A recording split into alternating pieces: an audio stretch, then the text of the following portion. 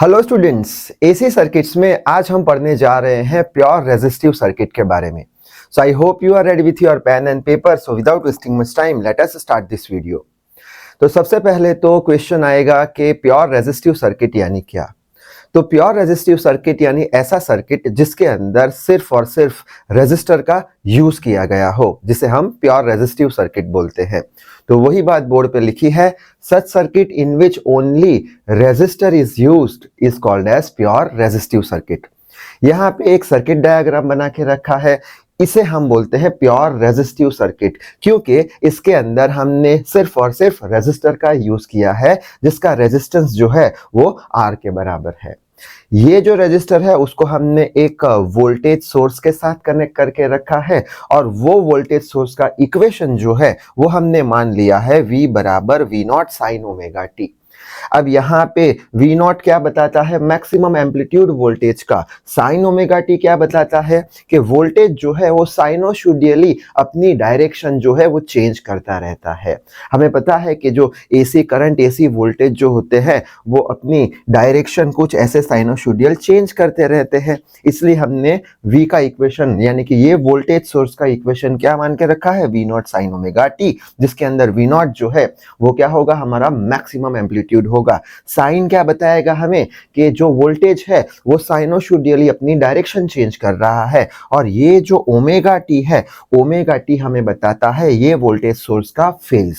अब फेज क्या है वो बाद में डिस्कस कर लेंगे, लेकिन ये इक्वेशन हम पढ़ चुके हैं, तो यहाँ पे हमने V naught sine omega T ये वोल्टेज सोर्स का इक्वेशन हमने मान लिया है।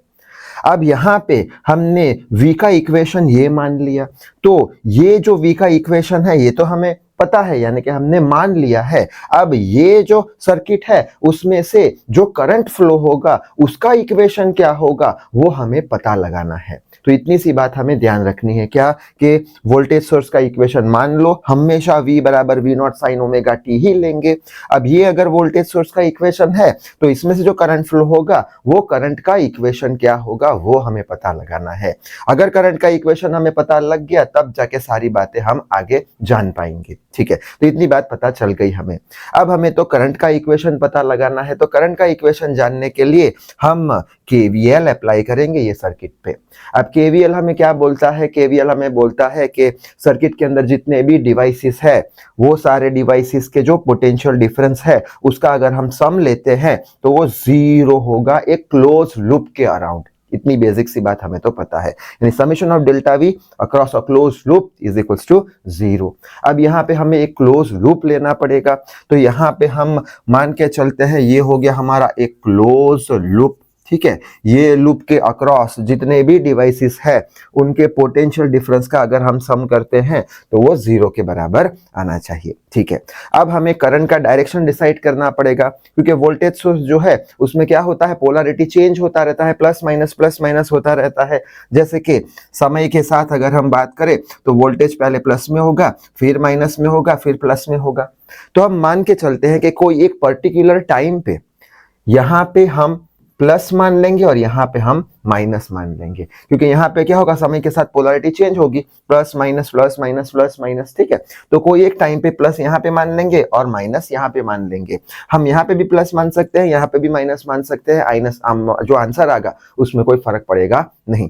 तो कोई एक समय पे पर्टिकुलर टाइम पे प्लस यहाँ पे है और माइनस यहाँ पे है।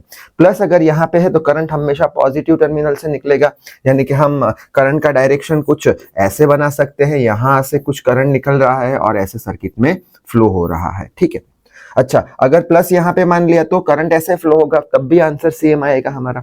बस अब हम केवीएल लगा देंगे। तो केवीएल कैसे लगाएंगे, लूप का डायरेक्शन ऐसे है, यानी ऐसे जा रहे हैं हम ये डायरेक्शन में।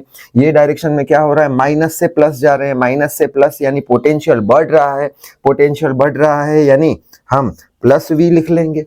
ठीक है, उसी तरीके से अगर रजिस्टर की बात करें तो हमारा लूप का डायरेक्शन ऐसे है और करंट का डायरेक्शन भी ऐसे है, और हमने पढ़ा था बेसिक वीडियो में कि अगर करंट का डायरेक्शन और लूप का डायरेक्शन सेम है तो पोटेंशियल का ड्रॉप आएगा। पोटेंशियल का ड्रॉप आएगा यानी माइनस साइन लगा दिया हमने। कितना पोटेंशियल का ड्रॉप आएगा रजिस्टर के अक्रॉस, तो वो भी हमें पता है, IR जितना ड्रॉप आएगा V बराबर IR, तो वो लिख लिया IR के बराबर। बस अब कुछ बचा नहीं है, तो जीरो के साथ हमने इक्वेट कर दिया, V बराबर बराबर आई आर कर दिया, आई आर को वहां ले गए, I is equal to V by R हमने कर दिया। अब ये जो वी है उसका इक्वेशन तो हमारे पास है, हमने माना था, तो v का इक्वेशन हमने लिख लिया v naught sine omega T, ठीक है। अब डिवाइडेड बाय r तो एज इट इज, ये v नॉट बाय r ये कुछ ओम्स लॉ जैसा है, यहाँ पे मैं लिखना चाहता हूँ v बराबर आई आर, तो हम क्या बोल देंगे, हम बोल देंगे i is equals to v by r। अगर हमारे पास यहाँ पे v नॉट है यानी मैक्सिमम एम्पलीट्यूड है वोल्टेज का, तो यहाँ पे मैक्सिमम करंट मिलेगा एम्पलीट्यूड वाला, तो v नॉट बाय r की जगह हम क्या लिख लेंगे, i नॉट लिख लेंगे, v नॉट बाय r बराबर यहाँ से आई नॉट साइन ओमेगा टी। यानी कि यहाँ पे अब हमारे पास वोल्टेज का इक्वेशन जो हमने माना था, तो करंट का इक्वेशन भी हमें मिल चुका है केवीएल अप्लाई करके। अब यहाँ पे हम देख सकते हैं कि दोनों के बीच का फेज डिफरेंस जो है वो जीरो है। कैसे फेज डिफरेंस जीरो है, ये हो गया वोल्टेज का फेज, ये हो गया करंट का फेज, ठीक है। अगर फेज डिफरेंस की बात करें जिसे फाई से रिप्रेजेंट किया जाता है, तो फेज डिफरेंस जो होता है वो phase of V minus phase of I. Phase of V voltage का फेज ओमेगा टी है और करंट का फेज कितना है, वो भी ओमेगा टी है, यानी फेज डिफरेंस कितना हो गया, जीरो हो गया। तो प्योर रेजिस्टिव सर्किट का जब हम यूज करते हैं तब हमें एक बात ध्यान में रखनी है। कौन सी बात, कि प्योर रेजिस्टिव सर्किट में करंट और वोल्टेज के बीच का फेज डिफरेंस जीरो होता है। तो वही इंपॉर्टेंट लाइन यहाँ पे लिखी है, for pure resistive circuit current is in phase with voltage, यानी कि करंट और वोल्टेज के बीच का फेज डिफरेंस कितना होगा, जीरो, यानी current is in phase with voltage. इसका मतलब क्या निकला कि अगर मेरा वोल्टेज वी आर ये डायरेक्शन में अगर मैंने बनाया, तो करंट जो है वो वोल्टेज के फेज में होगा, यानी दोनों के बीच का फेज डिफरेंस जीरो होगा, यानी करंट हमारा भी ये डायरेक्शन में होगा। इसको क्या बोलते हैं, current is in phase with voltage. अब फेज डिफरेंस यानी क्या, जैसे कि दो सांप हमने ले लिए, दो सांप अगर ऐसे चल रहे हैं, ऐसे चल रहे हैं, तो दोनों के बीच का फेज डिफरेंस क्या होगा, जीरो होगा। अगर दो सांप ऐसे चल रहे हैं तो फेज डिफरेंस कुछ आएगा 90 डिग्री का। जब प्योर रेजिस्टिव सर्किट की बात करेंगे तो क्या होगा, करंट और वोल्टेज का बीच में फेज डिफरेंस जीरो होगा, यानी current is in phase with voltage या voltage is in phase with current. क्यों, क्योंकि यहां से हमने देख लिया वोल्टेज का इक्वेशन माना था, करंट का इक्वेशन डिराइव कर लिया, दोनों के बीच का फेज डिफरेंस जीरो है, यानी बोल दिया current is in phase with voltage, यानी करंट जो डायरेक्शन में होगा वही वोल्टेज की डायरेक्शन सेम होगी, दोनों की डायरेक्शन, यानी फाई का वैल्यू जीरो आएगा, ये दोनों के बीच का जो एंगल होगा वो जीरो आएगा। अब यही बात अच्छे से हम फेजर डायग्राम में पढ़ लेते हैं, यही बात समझेंगे कि करंट और वोल्टेज एक ही फेज में है, दोनों के बीच में कोई फेज डिफरेंस नहीं है। जैसे कि अगर हम इसकी बात करें, वी नॉट वोल्टेज की बात करें, तो वोल्टेज को हम ऐसे कुछ बना दिया, ये हमारी हो गई ब्लू कलर की लाइन वी नॉट, यहाँ पे हम देख सकते हैं। अब ऐसे ही हमने लाइन क्यों बनाई, क्योंकि यहाँ पे कितना था, वोल्टेज का फेज ओमेगा टी जितना था, यानी जीरो से कुछ ओमेगा टी ये ऊपर है, जीरो से कुछ ओमेगा टी ऊपर है, ठीक है। अगर हम करंट की बात करें तो करंट भी जीरो से कुछ ओमेगा टी जितना है, तो यहाँ पे हमने ऑरेंज कलर से बना दिया करंट का डायरेक्शन, वो भी ओमेगा टी ऊपर से है। यहाँ पे देख सकते हैं करंट और वोल्टेज एक ही लाइन में है, यानी कि करंट जो है वो वोल्टेज के फेज में है, यानी करंट और वोल्टेज के बीच में फेज डिफरेंस कुछ है नहीं, जीरो के बराबर है।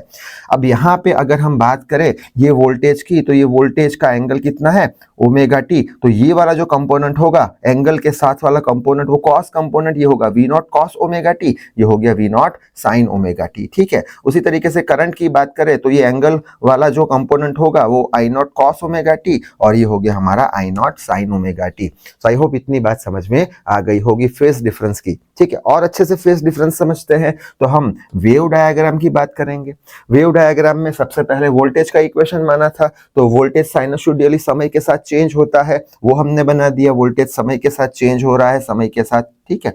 यहाँ पे ये हो गया मैक्सिमम एम्पलीट्यूड वोल्टेज का वी नॉट। अच्छा, अब करंट की बात करें तो करंट भी साइनसोइडली चेंज हो रहा है, सेम फेज में है, तो ये करंट का डायग्राम हमने ऑरेंज कलर की लाइन से बना दिया, ये हो गया इसका मैक्सिमम करंट एम्पलीट्यूड करंट का आई नॉट। अब यहाँ भी देख सकते हैं कि यहाँ पे जब करंट जीरो होगा तब वोल्टेज भी जीरो होगा, जब करंट मैक्सिमम होगा तब वोल्टेज भी उसी समय पर 5 सेकंड पे मैक्सिमम होगा। अब जब करंट जीरो होगा 10 सेकंड पर, तब उसी समय पर वोल्टेज भी जीरो होगा, यानी कि यहाँ पे जब करंट मिनिमम होता है तब वोल्टेज भी मिनिमम होता है, जब करंट मैक्सिमम होता है तब वोल्टेज भी मैक्सिमम होता है, जब करंट वापस से जीरो होता है तब वोल्टेज भी वापस से जीरो होता है। यानी करंट जो है वो वोल्टेज के साथ चल रहा है, ऐसा भी हम बोल सकते हैं। यानी करंट जो है वोल्टेज के फेज में है, यानी कि करंट और वोल्टेज के बीच का फेज डिफरेंस कितना है, जीरो के बराबर है। अब आखिरी इंपॉर्टेंट बात इसमें पावर फैक्टर की कर लेते हैं। प्योर रेजिस्टिव सर्किट में पावर फैक्टर को हम हमेशा cos फाई से रिप्रेजेंट करते हैं, जहां पे फाई क्या होता है, फाई होता है फेज डिफरेंस। जब भी हम प्योर रेजिस्टिव सर्किट की बात करते हैं तब प्योर रेजिस्टिव सर्किट के लिए जो पावर फैक्टर होता है वो 1 के बराबर होता है, यानी पावर फैक्टर जो होता है 1 यानी यूनिटी के बराबर होता है। क्यों ऐसा? क्योंकि पावर फैक्टर cos फाई है, फाई का वैल्यू कितना है, फेज डिफरेंस का वैल्यू अभी हमने देखा, फाई का वैल्यू जीरो है, cos जीरो कितना होता है, 1 होता है। यानी कि पावर फैक्टर हो गया हमारा यूनिटी, किसके लिए, प्योर रेजिस्टिव सर्किट के लिए। तो प्योर रेजिस्टिव सर्किट के लिए हमें कुछ दो इंपॉर्टेंट लाइन याद रखनी है। पहली लाइन क्या याद रखेंगे, जब भी प्योर रेजिस्टिव सर्किट हो तब करंट जो है वोल्टेज के फेज में होगा, या फिर करंट और वोल्टेज के बीच का फेज डिफरेंस जीरो होगा। दूसरी इंपॉर्टेंट लाइन क्या याद रखेंगे कि प्योर रेजिस्टिव सर्किट के लिए पावर फैक्टर का वैल्यू हमेशा कितना होगा, 1 होगा। क्यों? फेज डिफरेंस जीरो है इसलिए।